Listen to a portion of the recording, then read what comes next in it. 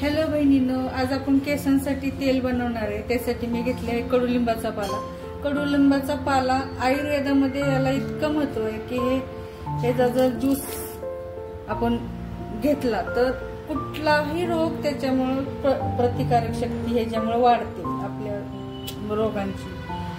आणि दुसरी गोष्ट घेतलेली आहे मी तुळशीची पाने। तुळशीच्या पानामुळे आपल्या माथ्यावरती जर खाज सुचलेली असेल, टाळूवर खाज होत असेल तर ते तुळशीच्या पानामुळे जाते। तुळशीच्या पानाचा पण खाण्यासाठी पण यूज केला जातो आणि आयुर्वेदामध्ये त्याला खूप महत्व आहे तुळशीच्या पानांना।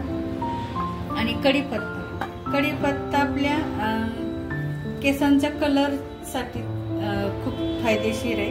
केसांचा कलर त्याच्यामुळे ग्रे कलरची केस पण ब्लॅक होतात।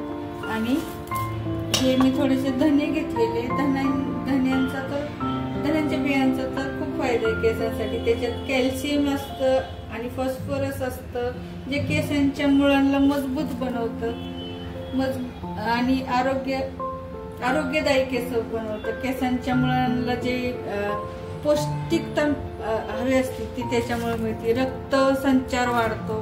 रक्त संचार वाढल्यामुळे केस गळती कमी प्रमाणात होते।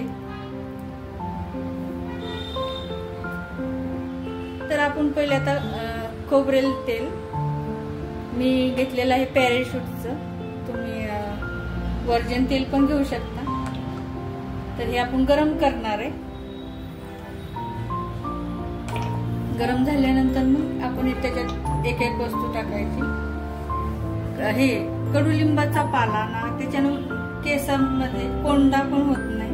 कडुलिंबाच्या ज्या हे असतात ना लिंबुळ्या, त्याला लिंबुळ्या बोलतात। त्या लिंबुळ्यामुळे तर केसामध्ये ज्या ओवा वगैरे होतात ना केसामध्ये, त्या ओवा सुद्धा नाहीशा होतात केसातून। पहिली जुनी लोक केसांसाठी असेच आयुर्वेदिक उपाय करायचे आणि आयुर्वेदामध्ये पूर्ण हे कडुलिंबू आणि तुळशी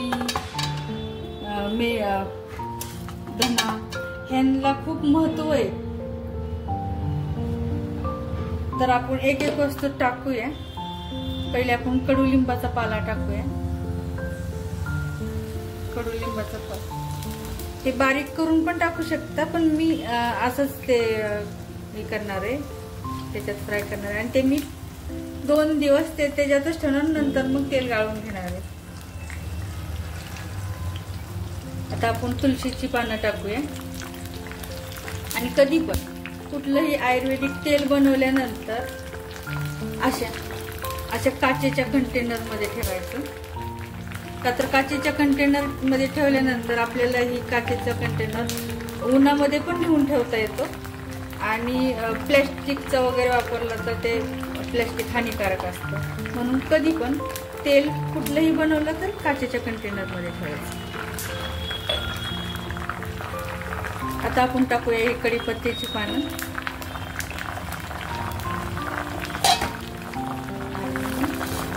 धने,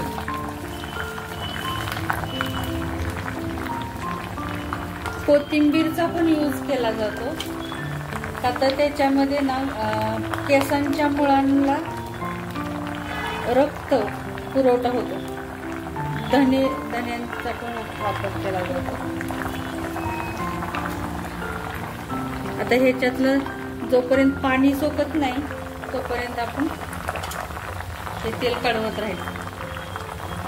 पूर्ण कढवून झाल्यानंतर, पूर्ण ते पाणी कमी झाल्यानंतर आपण तेल हे 2 दिवस ह्याच कढईमध्ये ठेवायचं। मी लोखंडाची कढई वापरलेली आहे त्याच्यासाठी, का तर लोखंड पण केसाला फायदेशीर आहे। त्याच्यात लोह प्रमाण असते लोखंडामध्ये, म्हणून कधी पण कुठलंही तेल बनवायचं असेल तर लोखंडाची कढई वापरायची। 15-20 मिनिटं मी कढवून घेतलेलं आहे ते तेल सर्व। आणि आता तेलाचा कलर चेंज होत चाललाय, ग्रीनिश थोडा ब्लॅक असा कलर आलेला आहे। आता मी हे एक रात्र पूर्ण असेच ठेवणार ह्या लोखंडाच्या कढईमध्ये। मग त्या केसा म्हणजे ह्याचा तेलाचा कलर अजून डार्क होईल आणि हे केसांसाठी आयुर्वेदिक आहे हे तेल. ह्याच्यानं खूप फायदे होतात. केस खूप लांब पण होतात. मी निधीच्या केसाला, निधी म्हणजे माझी मुलगी, तिच्या केसाला मी हे तेल वापरते. तिचे केस एकदम घनदाट आणि खूप लांब पण आहेत आणि खूप हेल्दी आहेत, गळत नाही. माझी पण केस गळायची कमी आलीत हे तेलामुळे. कारण ह्याच्यात ते धने वगैरे आहे ना, धने, कढीपत्ता, कडुलिंबाचा पाला आणि तुळशीची पानं, हे सगळं रोग प्रतिकारक आहेत.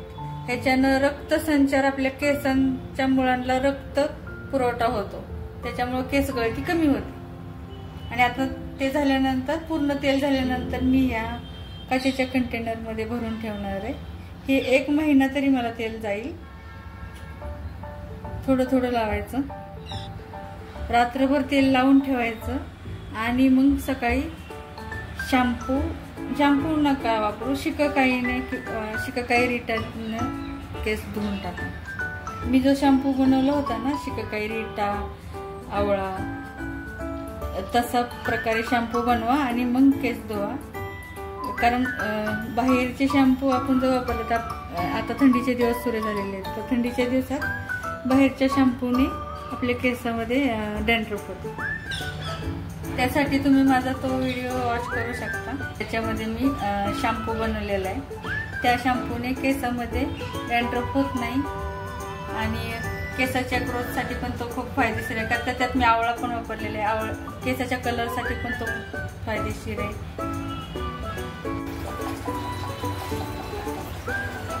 आता हे तेल मी गाळून ठेवत आहे. मी कंटेनर चेंज केला, का तो कंटेनर थोडा छोटा वाटत होता, त्यात बसणार नाही तेल आपलं.